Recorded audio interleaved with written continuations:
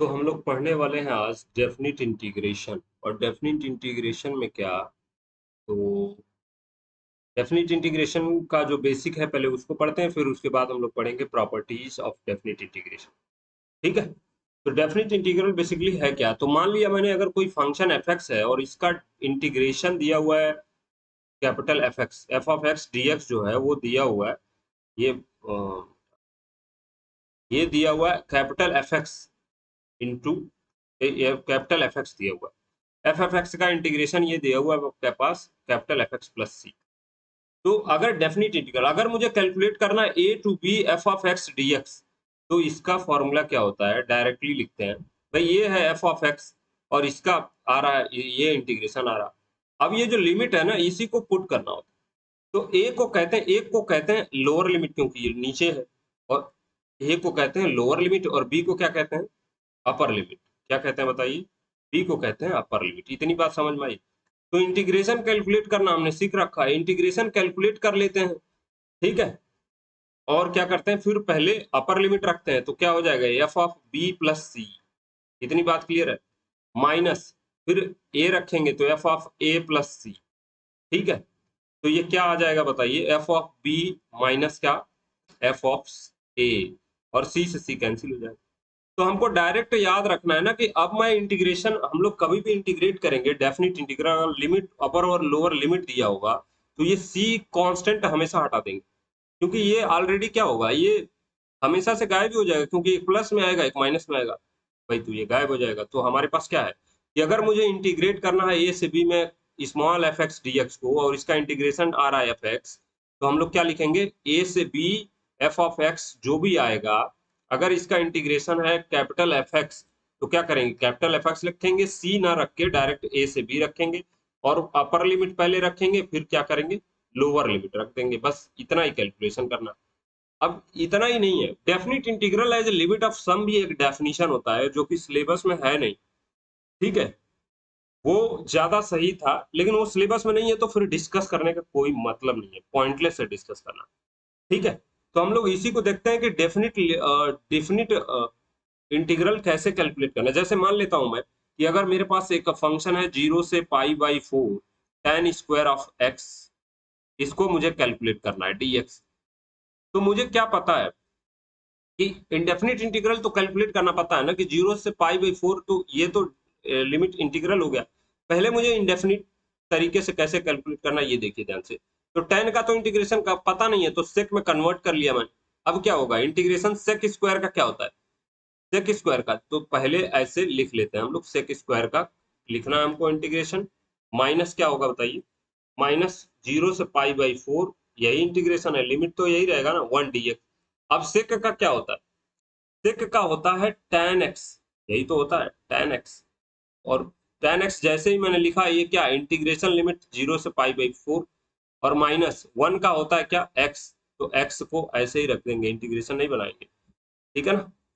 तो क्या हो जाएगा बताइए, x इंटू क्या, x लिमिट कहां से कहां तक, 0 से π/4। अगर कोई लड़का डायरेक्ट इसको इंटीग्रेट कर देता है यहाँ पे, तो वो ऐसे लिख देता, इसका क्या लिखता है tan x माइनस एक्स, और इंटीग्रेशन कहां से कहां तक, 0 से π/4 तक। ये अलग अलग करने की जरूरत नहीं थी, लेकिन चूंकि मैं अभी पहली बार समझा रहा हूँ इसलिए यहाँ कर दे रहा हूँ। तो ये π/4 इसमें रखेंगे तो 1 आ जाएगा बताइए, और 0 रखेंगे तो 0 आ जाएगा। ये इतने का कैलकुलेशन हो गया। दूसरे वाले में π/4 रखेंगे तो π/4 आ जाएगा, और 0 रखेंगे तो 0 आ जाएगा। तो जो अल्टीमेट आंसर आया 1 माइनस क्या, π/4। ये बात समझ में आई। और इसी को कुछ लोग थोड़ा सा और सॉल्व कर लेते हैं, तो 4 माइनस पाई डिवाइडेड बाई 4, ये आंसर आ गया। ध्यान रखिए, अगर मैं डायरेक्ट इसको एक साथ सॉल्व करके रखता हूं तो भी कुछ ऐसा ही आंसर आएगा। पहले π/4 रखेंगे इसमें तो क्या आएगा, 1 माइनस π/4, और 0 रखेंगे तो 0, तो डायरेक्ट यही आंसर आएगा। ठीक है ना। ये बात क्लियर है, इतनी सी बात क्लियर है। अब ध्यान रखिए, अब इसी पे एक क्वेश्चन और करा दे रहा हूं मैं, इसी पे एक क्वेश्चन और करा दे रहा हूं। जैसे अगर मुझे लिमिट कैलकुलेट करना है, लिमिट कैलकुलेट करना है, एक क्वेश्चन और करा दूं।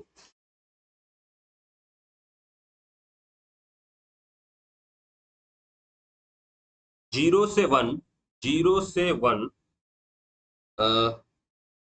dx डिवाइडेड बाई, ये दिया हुआ है x square plus 2x plus 10, इसको अगर मुझे इंटीग्रेट करना है तो अभी हम लोग इसके पहले इंडेफिनिट में बहुत डिटेल में पढ़े हैं कि ऐसे इंटीग्रेशन को कैसे सॉल्व करना होता है। क्या करेंगे, सबसे पहले पहले तो एक्स स्क्वायर का कॉफिशिएंट 1 बनाना होता है, यहाँ तो ऑलरेडी 1 है, तो क्या करेंगे, फिर स्क्वायर रूट बनाएंगे। देखिए एक्स स्क्वायर प्लस 2x दिया है, तो x square plus 2 into x into 1 कर लूँ तो ये 2x हो जाएगा, प्लस का क्या करूँ 1 स्क्वायर यहाँ पे सेटअप करना पड़ेगा। ठीक है, तो 10 में से एक 1 निकाल दिया हूँ तो यहाँ 9 बच गया बस। अब क्या करें भाई, इसी को तो इंटीग्रेट करना है, तो 0 से 1 dx डिवाइडेड बाई क्या, x प्लस 1 का स्क्वायर प्लस 9 होगा, तो 9 को हम लोग 3 का स्क्वायर लिख सकते हैं।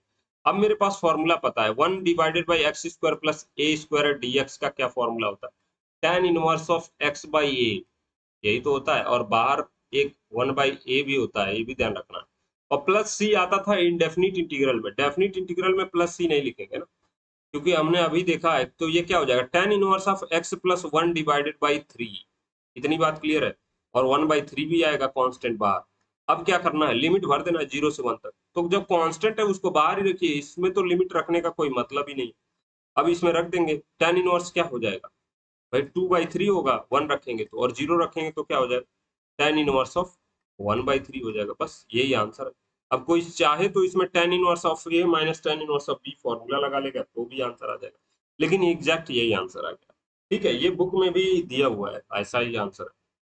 अब मुझे नहीं लगता कि अब इसमें कुछ बताने की जरूरत है। अब आगे देखिए, कुछ टाइप करा दे रहा हूँ, जैसे कि जैसे लिमिट कन्वर्ट करना पड़ता है, तो उसको लिमिट कैसे कन्वर्ट करते हैं इसके बारे में देखता हूँ। जैसे मुझे मान लेता हूँ मैं कि मेरे पास एक इंटीग्रल है 0 से e टू द पावर, 0 से है 1 तक, और इंटीग्रेशन दिया हुआ e to the power x cos of e to the power x into dx। अगर ऐसा इंटीग्रेशन, तो देख के तो ये नहीं लग रहा कि इतना आसानी से सॉल्व होगा। सबसे पहले इसमें क्या करेंगे, ये दिख रहा है ना इंटीग्रेशन में, सब्स्टिट्यूशन पढ़ा हमने, e to the power x को t मान लेता हूँ, और जैसे ही मैं e to the power x को t मान लिया तो क्या हो जाएगा बताइए, e to the power then क्या होगा, जैसे ही मैंने मान लिया, माना कि let e to the power x is equal to t, तो क्या हो जाएगा e to the power x dx is equal to dt। अब इतना तो मुझे दिख रहा है कि भाई e to the power x भी है और dx भी है, तो इसके जगह पे क्या लिख दूंगा, तो इंटीग्रेशन क्या हो जाएगा, i इज इक्वल टू क्या क्या हो जाएगा बताइए, e to the power x dx को dt, और यहाँ पे हो जाएगा cos t, और ये हो गया dt। लेकिन समस्या ये है ना कि ये अभी तो लिमिट ये x में ही है, ये जो 0 और 1 है वो तो x के लिए दिया हुआ है, हमने तो इसको t में चेंज कर दिया। तो या तो हम लोग इसको सॉल्व कर लें 0 और 1 लिख के, और लास्ट में t को x में कन्वर्ट कर देंगे और फिर लिमिट रखेंगे, या फिर t वाला लिमिट t में ही चेंज कर देते हैं। जैसे जब x की वैल्यू 0 है तो t की वैल्यू कितनी आएगी, तो भाई e की पावर 0 की वैल्यू आती है 1।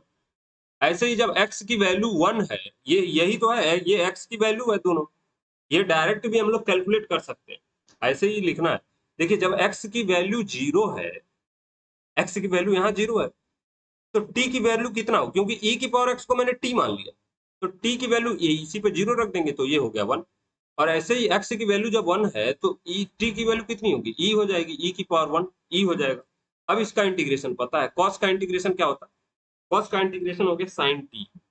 ठीक है, अब sin t हो गया तो इसको इंटीग्रेट कर लिया हमने, तो 1 और e, यही तो हमारा अपर और लोअर लिमिट है, तो अब पहले अपर लिमिट रखते हैं तो साइन ऑफ ई, और लोअर लिमिट रखते हैं तो साइन ऑफ 1, बस ये आंसर हो गया, यही मेरा आंसर होगा। साइन ई है ये, साइन ई एक्सपोनेंशियल वाला है, ध्यान रखना, तो साइन ई माइनस ये, इसको ब्रैकेट में कर दीजिएगा, ज्यादा सही रहेगा। ठीक है ना, इसीलिए कह रहा हूँ भाई, साइन का बेसिकली नाम भी ऐसे ही होता है, और साइन ई लिखना है तो ब्रैकेट में करके लिखिएगा, ज्यादा ठीक होगा, समझ में आए। ठीक है, तो कहने का मतलब ये था कि अगर हम लोग कहीं सब्स्टिट्यूट कर रहे हैं किसी को, तो उसका लिमिट भी क्या होगा, चेंज हो जाएगा। ठीक है ना, तो लिमिट कैसे चेंज हो रहा है इसके बारे में मैंने बताया कि शुरू में x की वैल्यू 0 थी, जब x की वैल्यू 0 है तो t की वैल्यू चेक कर लेंगे, कैलकुलेट कर लेंगे। When x is equal to 0, तो t की वैल्यू क्या हो जाएगी, e टू द पावर 0, भाई e की पावर x माना है तो ये हो गया 1।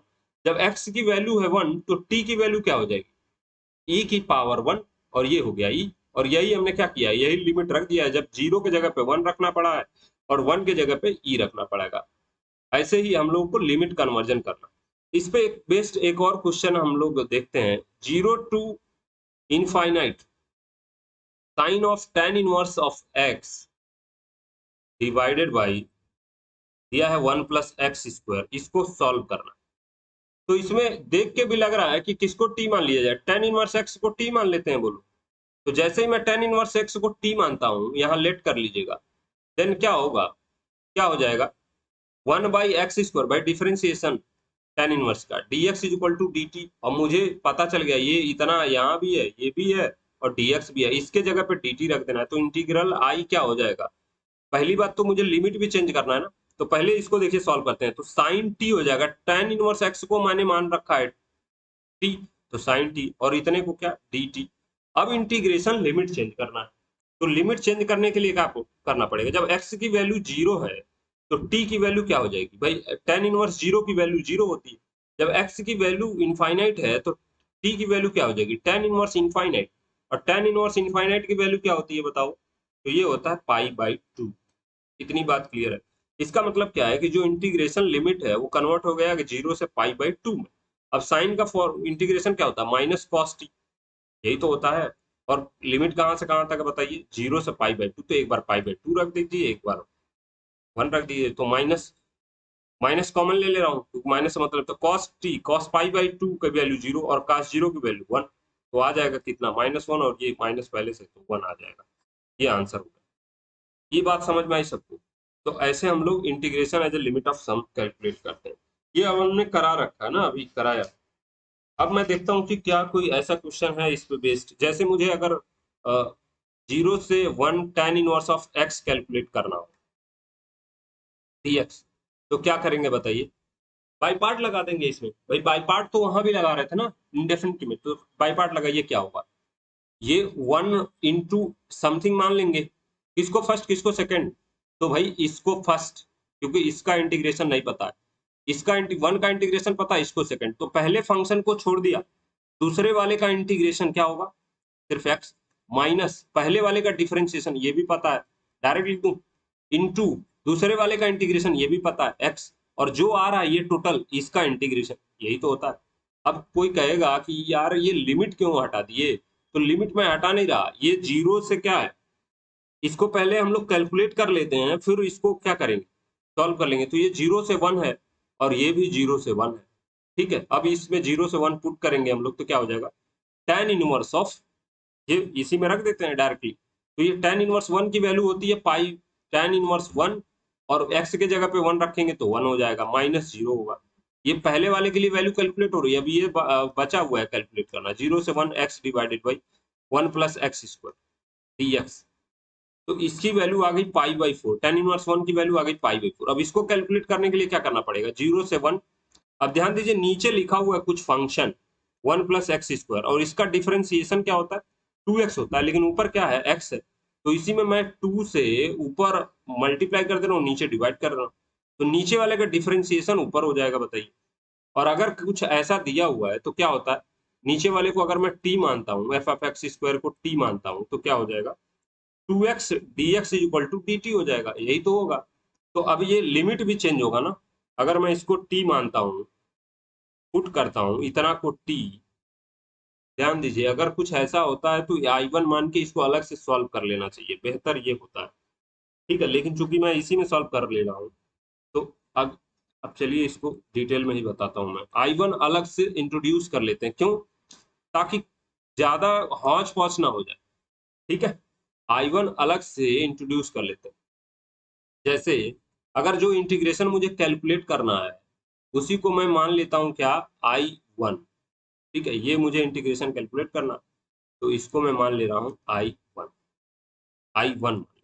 अब मुझे आई वन कैलकुलेट करना है, तो आई वन है क्या बेसिकली, तो ये है जीरो से one x divided by one plus x square D x, यही तो है आई वन। अब नीचे वाले को टी मान ले रहा हूँ, x square one plus x square को टी मान ले रहा हूँ, क्या हो जाएगा बताइए, two x D x is equal to क्या, डी टी हो जाएगा, और एक्स डी एक्स मुझे चाहिए ऊपर, तो ये हो जाएगा डी टी बाई टू, ठीक है। तो इंटीग्रेशन आई वन क्या हो जाएगा, जीरो, जीरो तो अभी तो लिमिट चेंज करना है ना, तो इतना तो समझ में एक्स डी एक्स है डी टी बाई टू, और नीचे हमने मान रखा है टी, तो वन बाई टी और फिर क्या डी टी बाई टू। अब लिमिट कैसे चेंज होगा, तो भाई साहब जब एक्स जीरो है तो टी की वैल्यू कितनी हो जाएगी, एक्स की वैल्यू इसी में जीरो रखिए, इस वाले में, जीरो रखेंगे तो टी की वैल्यू हो जाएगी 1। एक्स की वैल्यू जब 1 है तो टी की वैल्यू कितनी हो जाएगी 2। तो इंटीग्रेशन कहाँ से कहाँ तक हो गया, पहले लोअर लिमिट फिर अपर लिमिट इंटू ये हो गया डी टी। अब ये क्या हो जाएगा 1 to 2, 1/2 बाहर और D T divided by T, और इसका इंटीग्रेशन क्या होता है एल एन टी, यही तो होता है एल एन टी या लॉग टी। तो 1/2 बाहर कर दिया, इसका इंटीग्रेशन हो गया एल एन टी, और कहाँ से कहाँ तक लिमिट है 1 से 2 तक। तो 1/2 एल एन टू हो जाएगा, और एल एन वन की वैल्यू होती है 0, ये सबको पता है ना, एल एन वन की वैल्यू होती है 0, तो ये आ जाएगा 1/2 एल एन टू या लॉग टू, जो भी कह सकते हैं आप लोग, बेस ई वाला। तो इसकी वैल्यू क्या हो जाएगी, लास्ट में लिख देंगे पाई/4 I1 कितना आया 1/2 लॉग बेस E2, ठीक है ना, इतना ये आ गया आंसर। ठीक है, तो ये लिमिट कन्वर्जन कैसे करते हैं इसके बारे में हमने पढ़ा, 2 क्वेश्चन पढ़ लिया। अब देखते हैं तीसरा क्वेश्चन, इसमें भी लिमिट ही कन्वर्ट करना है। तो किसको टी मान लूं भाई, tan इनवर्स एक्स को टी मान लेता हूं, तो क्या हो जाएगा बताइए, 1/x 1+x² dx की वैल्यू हो जाएगी dt के बराबर। ठीक है, अब क्या है, जो इंटीग्रेशन आई है वो कन्वर्ट हो गया टी स्क्वायर, और ये इतना तो नीचे है ही, और ये dx भी है, तो इसको तो मैंने लिख दिया dt। अब लिमिट कन्वर्ट कराना है, तो when x is equal to 0, यहीं लिखिए, जब when x is equal to 0 तो t की वैल्यू कितना हो जाएगा भाई, इसी में रखिए 0, तो t की वैल्यू हो गई 0। जब x इज इक्वल टू 1 तो t की वैल्यू कितना हो जाएगा पाई/4। इसको कैलकुलेट करने आना चाहिए, नहीं आ रहा तो फिर दिक्कत है। तो ये आ जाएगा क्या, t⁻³ डिवाइडेड बाई 3, और ये इंटीग्रेशन कहाँ लिमिट कहाँ से कहाँ तक है 0 से पाई/4। तो अब इसको कैलकुलेट कर लीजिएगा, कैलकुलेट करेंगे कितना आएगा, कैलकुलेट करेंगे तो इसका आंसर कितना आएगा, कैलकुलेट करिए सब लोग। तो ये आ जाएगा π⁻³ डिवाइडेड बाई 4⁻3, और एक तो 3 आ रहा ना, तो 1/3 में बाहर कर दे रहा हूँ कुछ टाइम के लिए, और -0 आएगा तो 0 को कोई मतलब नहीं है। तो π⁻³ डिवाइडेड बाई क्या 43 इंटू 3, 48 इंटू 3, यही आ रहा है। इसको मल्टीप्लाई करके देखिए कितना आएगा, तो π⁻³ डिवाइडेड बाई 8 3 जा 24, और 8 4 जा 12, 12 और 2 14, तो ये आ गया π⁻³ डिवाइडेड बाई 40 144। ऐसा ही कुछ आंसर आ रहा है क्या, शायद ऐसा नहीं आ रहा क्या, नो नो नो, ये आ रहा है 64 होगा ना, ये गलत कर दिया हूँ, 64 होगा सॉरी। ये हो जाएगा कितना बताइए, 3 4 जा 12, और 3 6 जा 18, और ये हो जाएगा 19, तो इतना आ जाएगा π³ /190, इतना आंसर हो जाएगा। ठीक है, आंसर करेक्ट कर लीजिएगा, यही आंसर है। अब आगे देखते हैं हम लोग। अब आगे हमारे पास एक क्वेश्चन है, इसको इंटीग्रेट करना मैंने सिखा रखा है। सबसे पहले क्या करते हैं, इसको साइन कॉस में कन्वर्ट कर लिया हम, साइन कॉस में कन्वर्ट करना सिखा रखा है ये, उसमें भी पढ़ाया हूँ, शुरू में ही पढ़ाया हूँ। तो अंडर रूट में आ जाएगा साइन डिवाइडेड बाई क्या अंडर रूट में कॉस, इतनी बात तो क्लियर है। और ये क्या आ जाएगा दूसरा वाला, अंडर रूट में cos divided by under root में साइन, इतनी बात भी क्लियर है। अब क्या करें हम लोग, इसको सॉल्व कर लेते हैं, दोनों सॉल्व कर लेते हैं। तो 0 से π/2, इतनी बात क्लियर है। अब ये आया साइन एक्स, और दूसरा हो गया प्लस का कॉस एक्स, और नीचे क्या आ जाएगा बताइए, sine x into cos x. ठीक है, sine x into cos x, ये इंपॉर्टेंट क्वेश्चन है, बहुत बार आया हुआ एग्जाम में। अब ध्यान रखिए, मैंने बोला था कि sine x into cos x में क्या करते थे हम लोग, 1 + sin 2x टाइप का अगर दिया हुआ है, 1 - sin 2x का ऊपर दिया है प्लस में, तो नीचे वाले को माइनस में कन्वर्ट करना। तो माइनस में क्या करना पड़ेगा, 1 - sin 2x वाला फॉर्मूला लगाना पड़ेगा। ये क्या होता है, तो 1 को लिखते हैं हम लोग sine square x plus cos square x, और sin 2x को क्या लिखते हैं भाई साहब, तो माइनस का 2 sin x into cos x. और ये अल्टीमेटली लिखा क्या है बताइए, तो ये लिखा हुआ है साइन ऑफ एक्स माइनस का क्या कॉस ऑफ एक्स, इतनी बात सबको क्लियर है, का होल स्क्वायर, यही तो लिखा है ना। तो अगर मुझे ये करना हो 1 - sin 2x को क्या लिख दूंगा यहाँ पे 2 sin x into cos x, कोई ऊपर वाला लाइन नीचे लिख रहा हूँ, मुझे निकालना है sin x into cos x की वैल्यू। तो ये मैंने पहले पढ़ा रखा है, आप ऊपर की सारी लेक्चर्स देख लीजिएगा, ठीक है, उसमें मिल जाएगा प्लेलिस्ट में सारी। तो इसमें क्या हो जाएगा, 1 माइनस का क्या sine x minus cos of x divided by square divided by 2, तो यही रख देंगे यहाँ पे। तो 0 से आ गया π/2। अब इसमें कुछ मानना नहीं है, इसको सीधे सीधे इंटीग्रेट ही करना है, नहीं आ रहा तो नहीं आएगा। डिवाइडेड बाई क्या हो जाएगा, अंडर रूट में ध्यान दीजिए 1 minus sine square of sine x minus cos x, और सबका बटा 2 होगा, तो उसको मैं क्या कर रहा हूँ, अंडर रूट 2 बाहर कर दे रहा हूँ, यहीं से यहीं पे रख दे रहा हूँ अंडर रूट 2। ये नीचे में आएगा 1/√2, ये बगल में हो जाएगा, ठीक है, इंटू dx। अब ये क्या हो जाएगा इंटीग्रेशन बेसिकली, तो अंडर रूट 2 बाहर और 0 से π/2 इंटीग्रेट करना है इसको, तो क्या करना पड़ेगा, नीचे वाले को t मान लेना पड़ेगा। तो जैसे ही मैं t मानता हूँ तो मुझे क्या समझ में आता है कि लिमिट जो है भी बदल जाएगा, तो लिमिट बदलना पड़ेगा। इसीलिए मैं क्या करता हूँ, यहाँ पे ब्रेक लगा दे रहा हूँ। तो यहाँ पे फिर लिखेंगे क्या, पुट, ये समझाने के लिए था इतना, ठीक है ना, एग्जामिनर को भी समझा दीजिएगा किनारे ऐसे ब्रैकेट बना के। तो पुट क्या करना पड़ेगा, इसके बाद क्या स्टेप होगा, पुट साइन एक्स माइनस का क्या cos x is equal to T, और इसको मैंने टी मान लिया, तो साइन का डिफरेंशिएशन होता है कॉस, कॉस का होता है माइनस साइन, तो ये हो गया sine into D x is equal to D T. ये बात तो ऊपर समझ में आई, इतना ही आ रहा है ऊपर, इतना ही तो आ रहा। तो ऊपर हो गया डी टी, और नीचे क्या हो गया, नीचे वाले को हमने टी मान लिया, तो 1 माइनस टी स्क्वायर। अब इंटीग्रेशन लिमिट क्या होगा, अब व्हेन, अब यहाँ लिखेंगे व्हेन पहले लिमिट था x की वैल्यू 0 से π/2 थी, तो जब x की वैल्यू 0 है तब t की वैल्यू कितना हो जाएगी, तो x की वैल्यू इसी में 0 रखी, तो 0 साइन 0 हो गया, cos का हो गया -1, और x की वैल्यू जब π/2 है तो कितना होगा, तो इसी में π/2 रखिए इस वाले में, तो t की वैल्यू कितना हो गई 1, तो -1 से 1, और ये हमको इंटीग्रेट करना है, तो ये कितना हो जाएगा अंडर रूट, इसका होता है साइन इनवर्स ऑफ, भाई यही तो होता है साइन इनवर्स ऑफ टी, यही तो इंटीग्रेशन के बाद आता है ना, और इसका लिमिट कहाँ से कहाँ तक, -1 से 1 तक। अब इसी में 1 रख देंगे, तो 1 रखेंगे तो क्या होगा, साइन इनवर्स 1 की वैल्यू कितनी होती है π/2, और माइनस ऑफ साइन इनवर्स -1 की वैल्यू कितनी होती है, तो -π/2, और माइनस इसको मिलकर कर देगा प्लस, तो ये आ गया 2π/2, तो इसका मतलब अंडर रूट 2 पाई, ये आंसर आ रहा है, ठीक है, अंडर रूट 2 पाई आ रहा है, इसको आप मैच करके देखिएगा, यही आंसर आ रहा है, ठीक है ना। ये हो गया डेफिनेट इंटीग्रल।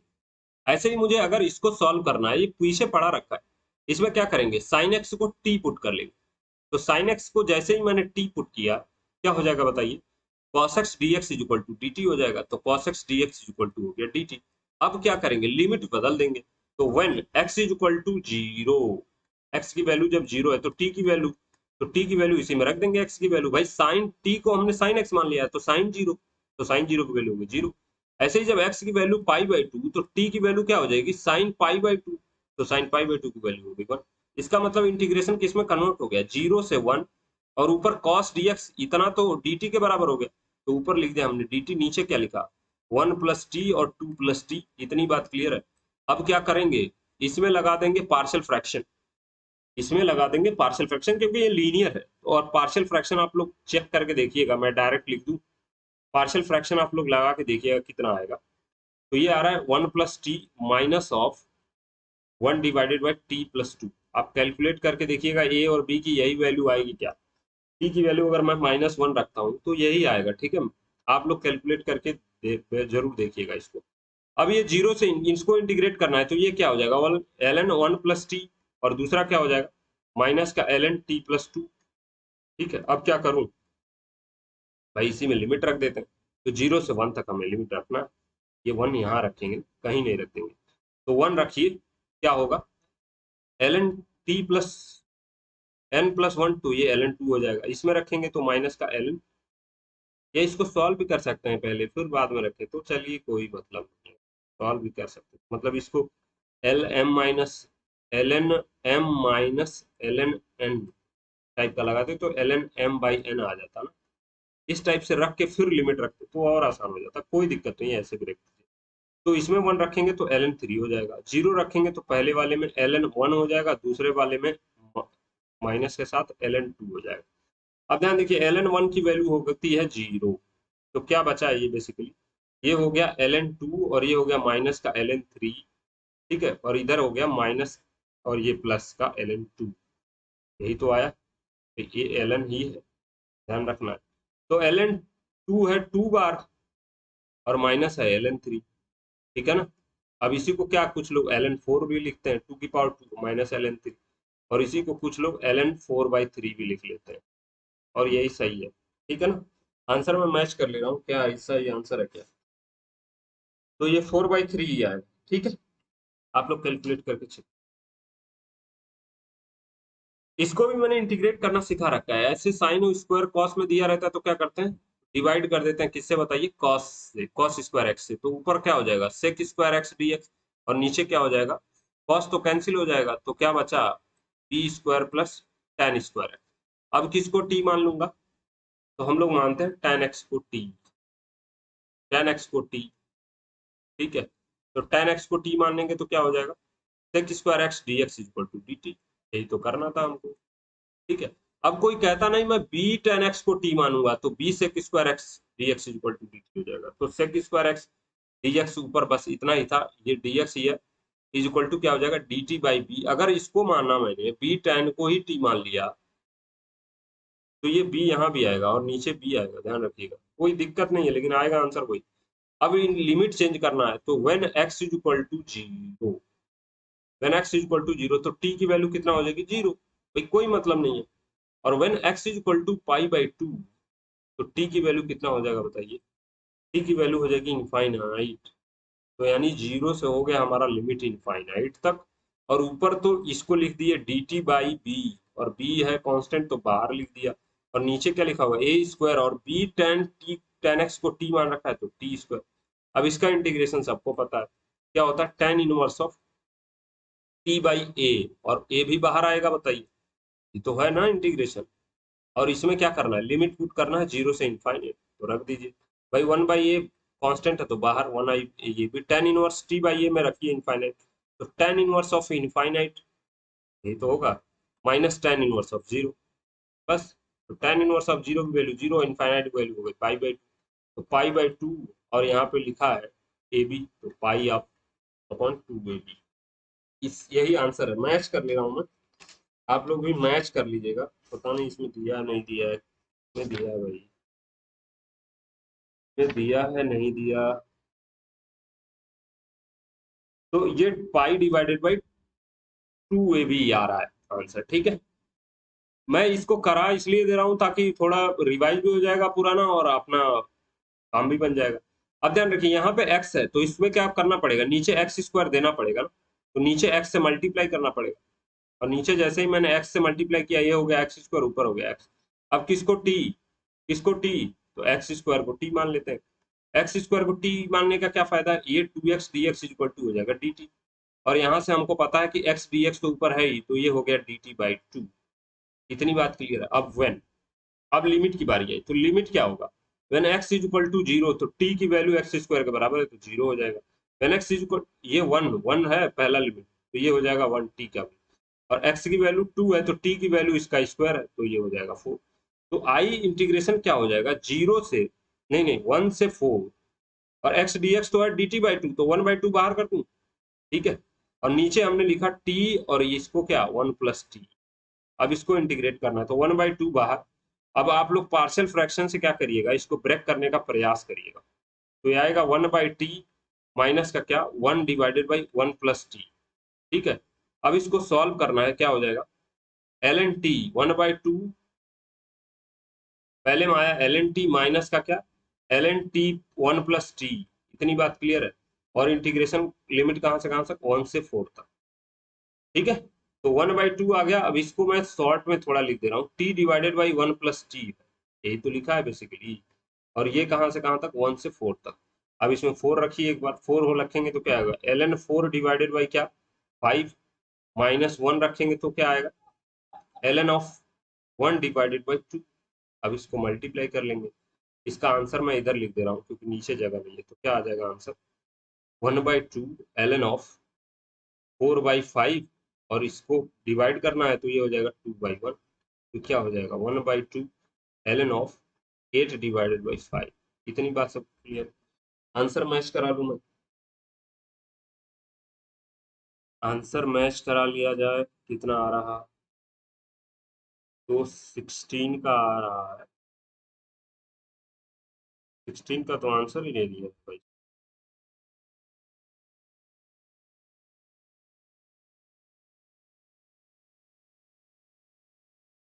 इसमें आंसर दिया नहीं है, लेकिन जो मैंने सॉल्व किया है वो सही है, ठीक है। आंसर आप लोग रीचेक कर लीजिएगा, यही मेथड है इसको सॉल्व करने का। 16 का इसमें आंसर ही नहीं दिया है, तो मुझे लगता है कि एक बार आप लोग चेक करिएगा, अगर आंसर ना मैच किया हो तो फिर देखिए। ये अंडर रूट tan थीटा का भी मैंने करा रखा है, कैसे करते हैं इसको। तो मान लेते हैं हम लोग tan थीटा की क्या वैल्यू है, टी स्क्वायर मान लेते हैं। तो सेक स्क्वायर, इसको डिफरेंशिएट करेंगे, sec square theta d theta equal to क्या हो जाएगा, 2t dt, यही होगा ना भाई, इतना तो क्लियर है ना। अब क्या हो जाएगा, इंटीग्रेशन आई, इसको तो पहले आप पहले लिमिट देखिए क्या होगा, when x is equal to 0, तो थीटा की वैल्यू कितनी होगी, ए टी की वैल्यू कितनी हो जाएगी बताइए, x नहीं, यहाँ थीटा 0 है, तो थीटा की वैल्यू 0 है तो क्या होगा, टी की वैल्यू 0 हो जाएगा, और थीटा की वैल्यू जो π/4 है तो टी की वैल्यू हो जाएगी 1। इतनी बात क्लियर है, यानी लिमिट जो है कन्वर्ट हो गया 0 से 1 में।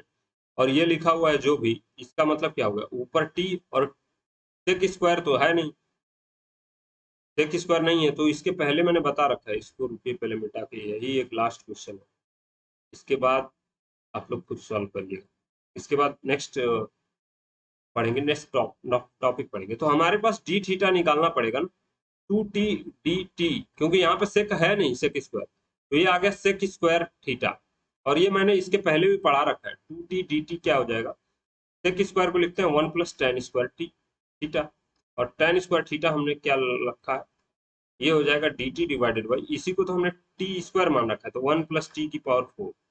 अब क्या इंटीग्रेशन आप लोग कर लेंगे, ये इंटीग्रेशन लिमिट हो गया 0 से 1 तक, यही हुआ ना, और ये हो जाएगा t, इसको तो हम लोग t लिखे, और डी थीटा कितना है, तो 2t dt divided by 1 + t⁴। अब ये क्या आ जाएगा, 0 से 1, 2t² dt divided by 1 + t⁴। अब ये मैंने पिछली बार कैलकुलेट करा रखा है, इसलिए मैं कैलकुलेट नहीं करूंगा, डायरेक्ट मैं बुक से आंसर रखूंगा, ठीक है ना। 0 से 1 कैसे करते हैं इसको, t², एक बार 1 ऐड कर लेते हैं, और 1 ऐड किया तो 1 सब्ट्रैक्ट कर लिया, तो पहले सब्ट्रैक्शन वाला कर लिया, फिर एडिशन, और डिवाइडेड बाई t⁴ + 1।